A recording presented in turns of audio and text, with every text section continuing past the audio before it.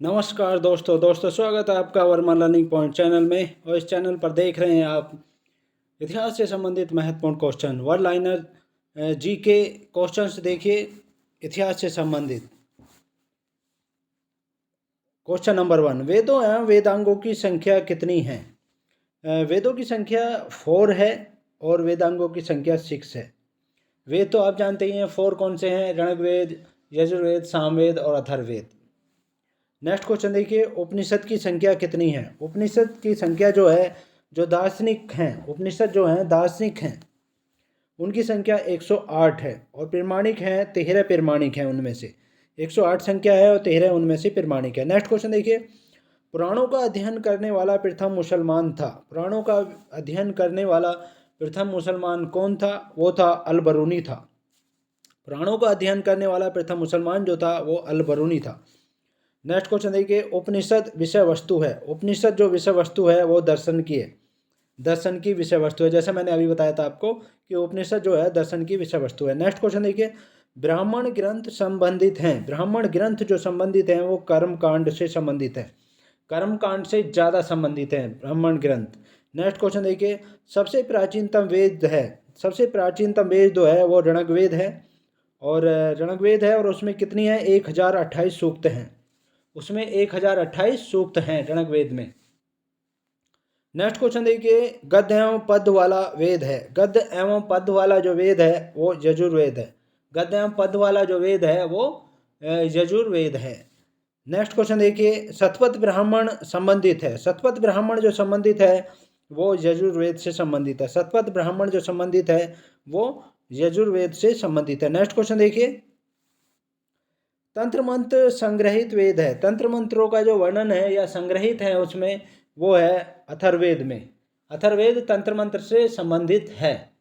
Next question देखिए, भारतीय संगीत का जनक है। भारतीय संगीत का जो जनक माना जाता है वो सामवेद को माना जाता है। भारतीय संगीत का जनक सामवेद को माना जाता है। नेक्स्ट क्वेश्चन देखिए, गायत्री मंत्र कहाँ से लिया गया है? गायत्री मंत्र जो लिया गया है वो कहाँ से लिया गया है? गायत्री मंत्र लिया गया है ऋग्वेद से लिया गया है। तो और प्राचीन वेद है ऋग्वेद। नेक्स्ट क्वेश्चन देखिए, गायत्री मंत्र के रचनाकार हैं। गायत्री मंत्र के जो रचनाकार हैं वो विश्वामित्र हैं।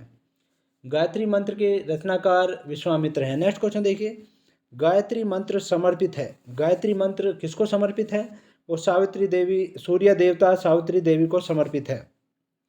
सूर्य देवता सावित्री देवी को समर्पित है गायत्री मंत्र। नेक्स्ट क्वेश्चन देखिए, गोत्र शब्द मिलता है। गोत्र शब्द जो मिलता है वो किस में मिलता है? अथर्ववेद में मिलता है। गोत्र शब्द अथर्ववेद में मिलता है।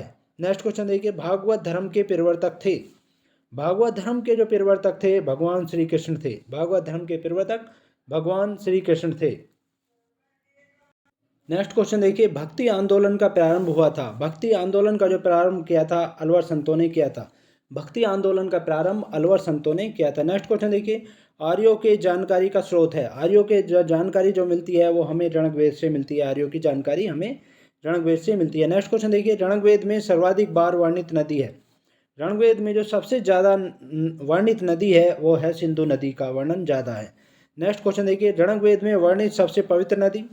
ऋग्वेद में सबसे पवित्र नदी जो माना गया है वो है सरस्वती नदी को। सरस्वती नदी को माना गया है। नेक्स्ट क्वेश्चन देखिए, ऋग्वेद में वर्णित प्रमुख देवता है। ऋग्वेद में वर्णित प्रमुख देवता जो है इंद्र या पुरंदर को माना गया है।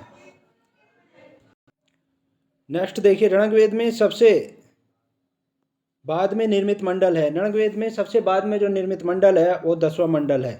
10वां मंडल है। नेक्स्ट क्वेश्चन देखिए, ऋग्वेद में पूर्णतः सोम को समर्पित मंडल है। ऋग्वेद में पूर्णतः सोम को जो समर्पित मंडल है वो 9वां मंडल है। ऋग्वेद में पूर्णतः सोम को समर्पित मंडल जो है वो 9वां मंडल है। नेक्स्ट क्वेश्चन देखिए, सत्यमेव जयते लिया गया है। सत्यमेव जयते जो लिया गया है वो मुंडको उपनिषद से लिया गया है। मुंडक उपनिषद से लिया गया है सत्यमेव जयते। नेक्स्ट क्वेश्चन देखिए, प्राचीन हिंदू विधि का लेखक है। प्राचीन हिंदू विधि का जो लेखक है वो मनु है। मनु को माना गया है। प्राचीन हिंदू विधि का लेखक मनु को माना गया है, मनु है। नेक्स्ट क्वेश्चन देखिए, स्मृति ग्रंथों में सबसे प्राचीन है। स्मृति ग्रंथों में जो सबसे प्राचीन है वो मनु स्मृति है। स्मृति ग्रंथों में जो सबसे प्राचीन है वो मनु स्मृति है। नेक्स्ट क्वेश्चन देखिए, पुस्तक मिताक्षरा के लेखक हैं। पुस्तक जो मिताक्षरा है उसके लेखक हैं वी ज्ञानेश्वर हैं। वी ज्ञानेश्वर हैं। पुस्तक मिताक्षरा के लेखक वी ज्ञानेश्वर है। नेक्स्ट क्वेश्चन देखिए, महाभारत का अन्य नाम है, महाभारत का जो अन्य नाम है वो जय संहिता है। महाभारत का अन्य नाम जय संहिता है। नेक्स्ट क्वेश्चन देखिए, महाभारत जिसकी रचना वेद व्यास ने की है के फारसी अनुवाद का शीर्षक है। महाभारत की रचना वेद व्यास जी ने की थी, उसके फारसी अनुवाद का शीर्षक क्या है, यानी महाभारत के फारसी अनुवाद का शीर्षक क्या है, रज्मनामा है, रज्मनामा है। नेक्स्ट क्वेश्चन देखिए, आर्यों का भारत में कब आगमन हुआ था। आर्यों का भारत में कब आगमन हुआ था, वो 1500 ईसा पूर्व से पहले हुआ था। 1500 ईसा पूर्व से पहले आर्यों का भारत में आगमन हुआ था। नेक्स्ट क्वेश्चन देखिए, आर्य पहले बसे, आर्य सबसे पहले कहाँ पर बसे थे, वो बसे थे पंजाब एवं अफगानिस्तान में बसे थे। पंजाब एवं अफगानिस्तान में बसे थे आर्य सबसे पहले।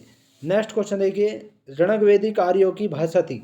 जो रणग वैदिक आर्य थे उनकी जो भाषा थी वो संस्कृत थी, संस्कृत भाषा थी उनकी।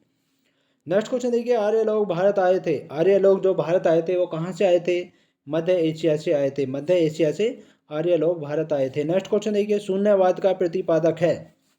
शून्यवाद का जो प्रतिपादक है वो नागार्जुन है। शून्यवाद के प्रतिपादक कौन है, नागार्जुन है। नेक्स्ट क्वेश्चन देखिए, बुद्ध जन्मे थे। बुद्ध कहाँ पर जन्मे थे, लुम्बिनी में जन्मे थे और उनका जन्म जो हुआ था 563 ईसा पूर्व में हुआ था। और आपको बता दें जी, लुम्बिनी जो है नेपाल देश में है। नेक्स्ट क्वेश्चन देखिए, बुद्ध की मृत्यु हुई थी। बुद्ध की मृत्यु जो हुई थी कुशीनगर में हुई थी, 483 ईसा पूर्व में हुई थी और उनकी मृत्यु 483 ईसा पूर्व में हुई थी। नेक्स्ट क्वेश्चन देखिए, बुद्ध की मृत्यु की घटना है। बुद्ध की मृत्यु की घटना को जो कहा जाता है महापरिनिर्वाण कहा जाता है, महापरिनिर्वाण कहा जाता है। नेक्स्ट क्वेश्चन देखिए, बुद्ध के प्रथम गुरु थे। बुद्ध के जो प्रथम गुरु थे वो थे अलार कलाम। बुद्ध के प्रथम गुरु अलार कलाम थे। नेक्स्ट क्वेश्चन देखिए, बुद्ध द्वारा गृह त्याग की घटना क्या कहलाती है। बुद्ध द्वारा गृह त्याग की जो घटना कहलाती है वो महाबी निष्क्रमण कहलाती है, महाबी निष्क्रमण कहलाती है। नेक्स्ट क्वेश्चन देखिए, बुद्ध का प्रथम प्रवचन कहलाता है। भगवान बुद्ध का जो प्रथम प्रवचन है जहाँ पर उन्होंने प्रथम उपदेश दिया है वो क्या कहलाता है, धर्म चक्र प्रवर्तन कहलाता है। और सारनाथ में उन्होंने अपना प्रथम उपदेश दिया था, तो ये धर्म चक्र प्रवर्तन कहलाता है। नेक्स्ट क्वेश्चन देखिए, बुद्ध ने अपना उपदेश दिया था। बुद्ध ने अपना उपदेश, जैसा मैंने बताया था कि उन्होंने अपना उपदेश सारनाथ में दिया था, सारनाथ में अपना उपदेश दिया था। नेक्स्ट क्वेश्चन देखिए, बुद्ध ने उपदेश दिया था किस भाषा में दिया था। बुद्ध ने अपना अपना उपदेश जो दिया था पाली भाषा में दिया था, पाली भाषा में दिया था। नेक्स्ट क्वेश्चन देखिए, बुद्ध ने सर्वाधिक उपदेश दिए। भगवान बुद्ध ने जो सर्वाधिक उपदेश दिए थे वो श्रावस्ती में दिए थे, श्रावस्ती में दिए थे। नेक्स्ट क्वेश्चन देखिए, बौद्ध धर्म के त्रिरत्न हैं। बौद्ध धर्म के जो त्रिरत्न हैं, तीन रत्न हैं, वो बुद्ध है, धम्म और संघ है। बुद्ध, धम्म और संघ है। नेक्स्ट क्वेश्चन देखिए, बौद्ध धर्म ग्रहण करने वाली प्रथम महिला थी। बौद्ध धर्म को ग्रहण करने वाली प्रथम महिला जो थी गौतमी प्रजापति थी। गौतमी प्रजापति थी जिसका जिन्होंने महात्मा बुद्ध का लालन पालन किया था। नेक्स्ट क्वेश्चन देखिए, प्रथम बौद्ध संगीति कब आयोजित हुई थी। प्रथम बौद्ध संगीति का आयोजन जो हुआ था 483 ईसा पूर्व में हुआ था, जब भगवान बुद्ध की मृत्यु हो गई थी। तो उसके बाद तुरंत ही बाद ही प्रथम बौद्ध संगीति का आयोजन हुआ था और ये अजात शत्रु के शासनकाल में हुआ था और राजगृह में हुई थी। अजात शत्रु के शासनकाल में हुई थी और राजगृह में हुई थी। तो ये थे महत्वपूर्ण क्वेश्चन। इससे नेक्स्ट पार्ट में आपसे फिर मुलाकात होगी, तब तक के लिए शुक्रिया, थैंक्स सो मच।